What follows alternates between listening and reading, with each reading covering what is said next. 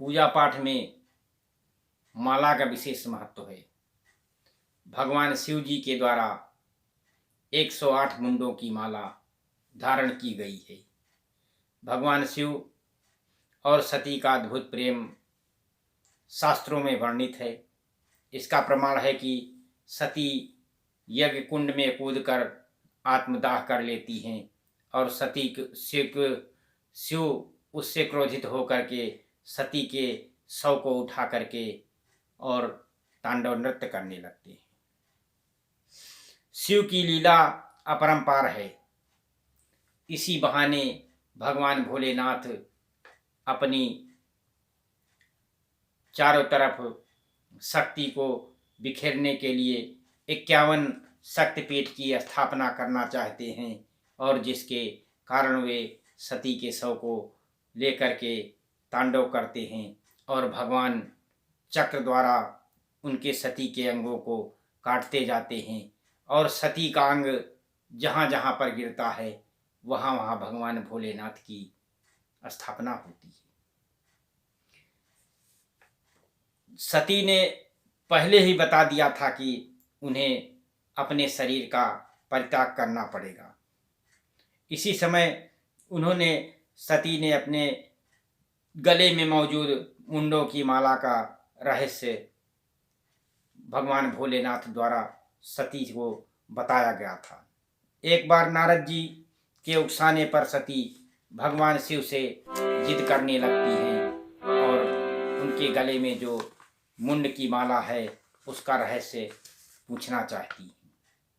जब काफी समझाने पर भी सती नहीं मानती हैं तो भगवान शिव उसका राज खोल देते हैं। शिव ने पार्वती से कहा कि इस मुंड की माला में जितने भी मुंड यानी सिर हैं ये सभी आपके हैं। सती इस बात को सुनकर हैरान रह जाती हैं और सती ने भगवान शिव से पूछा कि भला ये कैसे संभव है कि सभी 108 मुंड मेरे हैं। इस पर शिव जी कहते हैं कि यह आपका 108वां जन्म है और इससे पहले आप 107 बार जन्म लेकर के शरीर त्याग चुकी हैं, जिसकी एक एक मुंड की माला मेरे गले में विराजमान है। तो सची बहुत आश्चर्यचकित हो जाती हैं और वो भगवान भोलेनाथ जी कहते हैं कि ये सभी पूर्व के जन्म जो हैं उन्हीं के मुंडों की माला है, परंतु अब सती ने कहा कि बार बार जन्म लेकर के आप जो शरीर त्यागती हैं वो ठीक नहीं है। आप अब जो है ऐसा करिए कि आप शरीर नहीं त्यागिए। शिव जी हंसते हुए बोलते हैं कि शरीर न त्यागने के लिए एक अमर कथा मैं जानता हूँ, इसलिए मुझे शरीर का त्याग नहीं करना पड़ता है। और कहा कि उसी अमर कथा की इच्छा को सती जी ने भी सुनने की इच्छा प्रकट की। शिव जी जब सती को कथा सुनाने लगते हैं तो उनको नींद आ जाती है और वो कथा नहीं सुन पाती हैं, इसलिए उन्हें दक्ष के यज्ञ में कुंड में कूदकर अपना शरीर त्याग करना पड़ता है।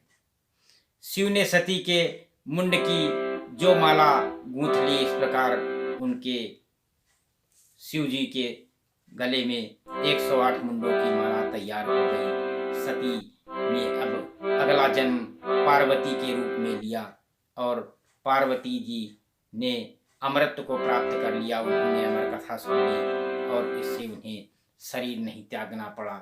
इस प्रकार से शिव और पार्वती की ये कथा अत्यंत रोचक और बहुत ही लाभकारी है। जो इस कथा को सुनता, पढ़ता तथा मनन करता है वो सौभाग्य को प्राप्त होता है।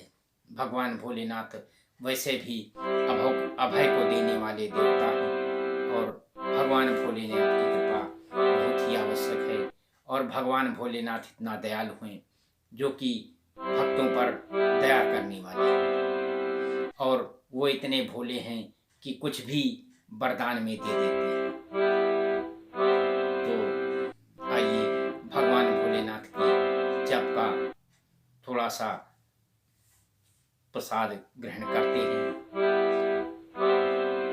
भगवान भोलेनाथ राम राम का सदैव जप करते हैं। तो यदि आप राम नाम का भी जप करते हैं तो भगवान भोलेनाथ प्रसन्न होते हैं। और इसलिए हम भगवान भोलेनाथ की प्रसन्नता के लिए और भगवान राम की सुगमता के लिए भगवान राम का ही जप करते हैं। सीता राम राम राम, राजा राम राम,